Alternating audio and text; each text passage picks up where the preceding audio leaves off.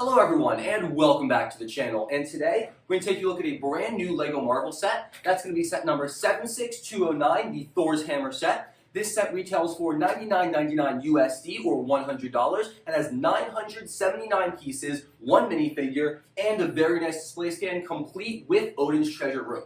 This is one of my favorite LEGO Marvel sets in recent years, probably one of the best, if not the best, from this year specifically, and it's just so much fun. Not only is it a life-size Thor's hammer, but it's weighted really well so you can actually swing it like I am, and it doesn't feel too light or too childish. Also, kind of means it's a little dangerous and kind of possibly violates LEGO's no life-size weapons policy, which is kind of interesting. But that being said, we're going to take a look at that exclusive Thor minifigure first, and then move on to the build of the set, and of course the stand and everything else included. The Thor minifigure included in this set is an exclusive one based off of the very first Thor movie, which is really interesting because we've never gotten sets from that movie before, so it's really cool to see him here. That being said, the facial print is the same one they used for Endgame Thor, and I really don't think it works. It looks too old and too wise, like it's not the same arrogant, kind of younger, cocky Thor. I think an exclusive facial print or a reuse of like maybe the original Avengers one would have been much better than this one. Well, I understand that they already have a Thor print they're using for every other Thor set they're making right now. I think this set definitely could have benefited from an exclusive one. That being said, the torso print is wonderful. I love the designs. His accessory is just going to be a Jonathan, which is, par for the course. I really wish they would have made this dual molded at some point, but I understand they're never going to do that. His cape is the Spongy Junior style with only one hole. I think that's just going to become the norm now. I think LEGO has done away with the two-hole capes. There's a little bit of back printing, nothing too special, just some belt and robe designs. No leg printing. He's got some light silver arms. He's got the Thor hair in blonde there, and then on the back he has one of the lightning eye faces, which again, this doesn't make sense because at this point in the MCU, Thor couldn't do that. He didn't gain the lightning eye power until Ragnarok, so this is an inaccurate facial print, and while it doesn't really matter, just cover that up, and it's really cool for people to play with Thor because that's what he looks like now. If you're making this based on the original Thor, which you are, because that's what the pictures in the box and everything say, you really shouldn't have included the later Thor minifigure facial print because it just does not work. Aside from that, though, I love this torso print. You got a little bit of the highlights of the cape all the way up there, some of those really nice Asgardian circle symbols, and some really cool angular designs. It's a really great torso print, and it looks exactly like we saw in the movie, so kudos to LEGO for finally giving us this variant. Definitely needs a little bit of customization on the facial print, but everything else works perfectly, in my opinion. Also included in the set is a small little mini build for Odin's treasure room. Included here we have three things: the Tesseract, the fake Infinity Gauntlet, and the Eternal Flame. I remember it was very interesting when the Infinity Gauntlet was kind of showcased as an Easter egg in Thor 1, because later it became like a huge thing and Hela had to retcon it by pushing it over and going fake, which I thought was really funny and a cute way to do that. But it's also nice for people who maybe didn't get all the Infinity Stones in some other sets, to be able to pick this up and get all of them. And you do get an entire selection of all the stones, so you get 4 of each of them. I just have them in a little spare baggie because I don't need them. The Eternal Flame is a very basic design. I would have maybe preferred to see like a bigger flame, but it works to represent the Eternal Flame, and I love the gold underneath the blue. The Tesseract is the same version of the Minecraft head that appeared in the What If set with Captain Carter. So if you did not get that but wanted this larger Tesseract, this is another great alternative for you. Aside from that, though, there's nothing too special here. I mean, I was not expecting this build. It's nothing too fascinating, but it's just really nice that we got it because, I mean, when else would we get Odin's treasure room? It's not a thing we would have gotten, so it's really nice to see it represented in at least some form here.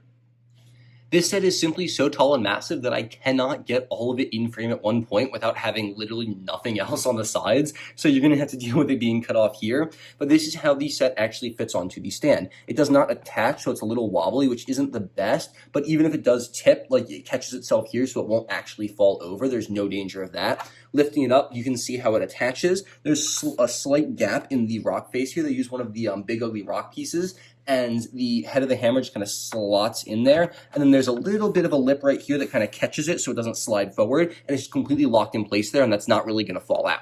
It's a really nice and ingenious way to do it, and also means you lift it really, really quick and easily, and there's no studs or clicking in or connections you have to worry about, but it's still really solid.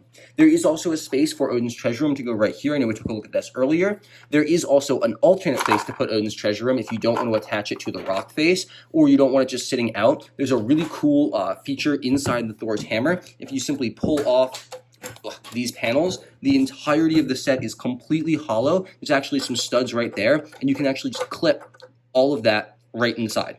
and I just kind of broke the Infinity Gauntlet, so we're just going to do that. There we go. It's a little hard because the Infinity Gauntlet's only attached with one stud to use that as the main point of anchorage. I like using the Tesseract. Once in there, it just kind of sits right there, and it's actually, the fire is just level enough you can close this back up and not have to worry about it. And when you're swinging the hammer around, the weight of the Odin's treasure room does not impact the hammer in the slightest, and nothing rattles around. It's not going to fall. It's really solid, and I've never had any problems with that whatsoever. If you wanted to, you could also put the Thor minifigure inside there, and the hammer has the exact same compartment on the other side because the whole build is symmetrical, so there's still a lot of space. The interior of the hammer here, there's also a lot of room inside of that, so you can store other builds, little bits of the sets. I mean, here, let's put Thor in there if you want. Like, there's so much room in there, so it's a really, really interesting aspect of the hammer. It also makes it a lot easier to swing and carry. I mean, if they made this solid, I wouldn't have been able to lift it as easily. That would be actually funny. Imagine filling this like concrete or something, be like, hey guys, pick up Thor's hammer, and you just can't. That'd be really cool. But aside from that, the rest of the stand is pretty basic. It's done entirely in this dark gray color, along with a lot of that really, really cool translucent blue. And then there's a really nice Infinity Saga plaque right here that just says Mjolnir on it, or Jonathan, I guess. I wish they gave us a Jonathan plaque as well. That would have been so fun. And then the Thor minifigure doesn't really have a place to go. There's no specific, like, here, put him to stand here, so he just kind of gets floated around. The main design for this is actually made using the LEGO City road plates. We have a main piece and then two of the smaller ones there. The only problem I have with the base is that this does not attach very well. It's really just kind of clipped on the studs in the back. While it's not the end of the world, I think they maybe could have done some kind of anchorage point, one of those like turntable pieces to kind of get a little more security in there, because it does kind of break a little easily. But also, like, you're not lifting this part. Like, this isn't moving. This is being put somewhere and staying there, and then the whole hammer is just holding it down. So it's really not the end of the world. It's not the sturdiest thing, because that's not the point. Its point is to hold the hammer, and it does that admirably well. Moving on to just the build of the hammer itself, we got a lot of interesting stuff here. So the hammer is absolutely massive, and it's really hard to get all of this in frame, but here goes. And I just love this. First off, so the only part of the hammer I don't like is the base here. So it's really cool that they used one of the video beatbox handles as the rope for the back of the hammer. It's very accurate. Only problem is it's only attached with 4 studs there. Now, the entire rest of the hammer is held together with Technic pieces. Here, let me show you. Like, pulling all this off, you can see the interior here. The entire hammer is just held together in the sturdiest Technic frame. Nothing's going to come apart, and there's Technic beams and poles, like, all the way through it. I don't know why they couldn't have added something just to connect this in. So, like, obviously, you won't be able to hold the hammer by this, but, like, even just the lightest touch, this disconnects. I really wish they were able to extend this Technic pin and just kind of put it into the rest of the set so it doesn't detach quite as easily. Maybe it's something you could mock up and fix on your own, but regardless, that is the only flaw I see in the set. The rest of this is a slightly larger base here and then just continues, and this Technic on all 4 sides continues all the way, not even up through here, it continues all the way through the actual interior of the hammer. Let's flip this over and take a look at this side. You can see that Technic support goes all the way through, all the way to the top, and then the rest of the hammer is built off of that. So it's one of the most solid builds. You can see it's where I keep my extra Infinity Stones for the Infinity Gauntlet, and it's just one of the most solidly built Marvel sets because, I mean, it's a giant hammer. It's meant to be kind of moved around, and they do that specifically. Now, this entire section does pop off. It's anchored in with the plates. So when you take off 2 of them, you can easily remove it, and this gives you a much better look at how the rest of the set works. You can see there's Odin's treasure room in there still. This piece is slightly loosely attached, but now you can see all the Technic features, and this is not going anywhere. Like, unless you actively deconstruct it like I do, it's a solid build, and it cannot be broken easily at all. And then to fix it, you just have to push this back into place here. There we go. And aside from that, I mentioned there's only one flaw with the set. I completely forgot about my other issue. The only other thing I don't like is these tend to pop off a little easily. It's not the biggest issue because it's literally like 2 pieces and you can clip them on, and it's not necessary for like the hammer at all. But like when you're swinging this around or when you pick it up, these have a tendency to just kind of like pop pretty easily, which isn't the greatest, but also like, does it really matter? Like, it's not an integral part of the set in the slightest, and they do work like really well for what they are, but it's just something to notice that it's quite possible that these will pop off very easily. I'm sure there was probably a better solution to anchor them into each other, but I mean, that works well enough. You just gotta be careful with the sides here. That's the only part that's really fragile.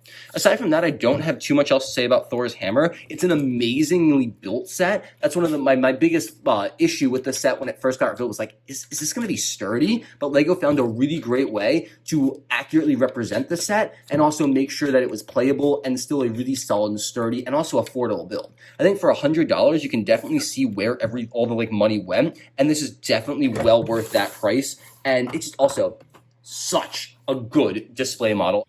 Just out of curiosity, I'm gonna try. Oh, dang. Okay, hang on, this is kind of... I don't know how well you can see that, but that thing went flying. That was an egg with a stuffed animal by accident. Oh, ready? Damn. Oh, that was a solid swing. Here we go. We're gonna flip this over there. Ready? All right. Woo. I have to go to class in like 20 minutes. The final paper that I should be writing right now, instead I'm just playing, beating up a rainbow octopus and Deadpool with a hammer. Oh, that one came back to me actually. All right, hang on. That was a cool. Ready? Last one. Ready? Bam. One more because Deadpool's literally right here. Deadpool. Bam. All right, this is really cool. If you guys want to see more smashing with Thor's hammer, make sure to let me know in the comment section down below. I can probably get some stuff from the dining hall, maybe some food items. I don't want to be too wasteful, maybe some water bottles and go outside and smash some stuff. Literally, if there's anything you guys want to see, make sure to let me know in the comment section down below because I'm having way too much fun with this. I would absolutely love to do more like this. All right, this is the most annoying LEGO box I have ever had the misfortune of trying to record. This thing is so tall, and it's just completely unnecessary. I mean, come on now. But that aside, the box is truly freaking gorgeous. I absolutely adore this lightning design all around the hammer. I think that's an excellent touch. It really makes it pop against the black here. The Infinity Saga logo with Thor's hammers at the top. We got the Marvel the LEGO logo at the bottom, along with the 18 plus greebling and some set information there. On the top, we got a side picture, and for some reason they use a piece to do actual size as opposed to the Thor minifigure that's included. Not sure why they chose to do that. There's nothing really on the side panels of this box. Right here, it just has the name of the set in other languages. On the back cover, it does show off the set in another angle without the display stand. Shows you how the interior looks and then how it separates. The Thor minifigures advertised there.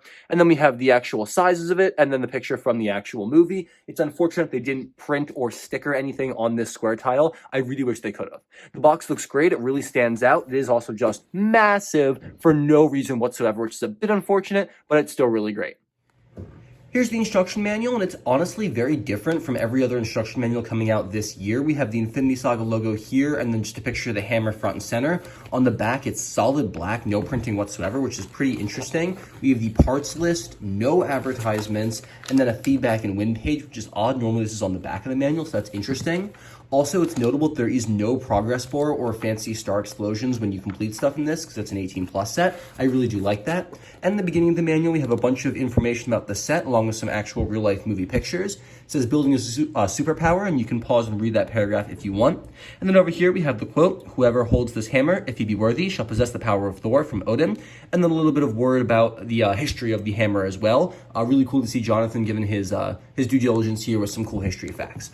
Other than that, nothing else for the instruction manual. Honestly, much simpler than I was expecting, but I kind of do like it. Although I will say printing on the gray here with the color of the hammer being gray does not work for me, and I really would have preferred if it was printed on a plainer color. Overall, I would have to rate this set a solid 11 out of 10. When it was first revealed, I was very disappointed. I was kind of feeling the Thor fatigue because there were so many Thor sets coming out. Literally, we got like 5 of them, and that was it. No one else got any sets. However, I have never been more happy to eat my words. This set surprised me so much. I did not think I was going to like it. I did not think it would be size accurate. I didn't think it was going to be this big or heavy or just impressive.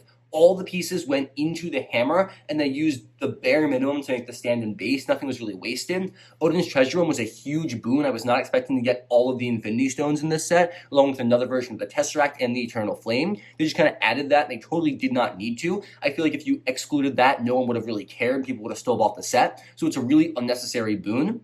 I think the set looks phenomenal, it works phenomenally, and I cannot recommend this more. Now, I would say be very careful about who you get this set because it is a weapon, and I feel weird about saying this, but you can legitimately, seriously injure someone with this if you're not careful. It is a solid hammer, and if you swing this at someone, you could very easily hurt them, cut them, give them a concussion. So if you do get this set, please do not hit anyone with it. Use it in controlled circumstances to hit stuffed animals like I did, maybe bash some water bottles, but please be very careful with it and do not use this irresponsibly. I'm kind of confused how this set honestly made it past LEGO's design team, but it gives me a lot of hope for the future. There's a lot of other iconic Marvel weapons or tools or objects I would love to see in the same scale and style. I also would love to see maybe an upsized Infinity Gauntlet that's in scale with the hammer, because then I could actually, wear it or hold it. Like, that'd be really cool. But aside from that, this set's a little off the table. Like, this set, phenomenal. Cannot recommend it more.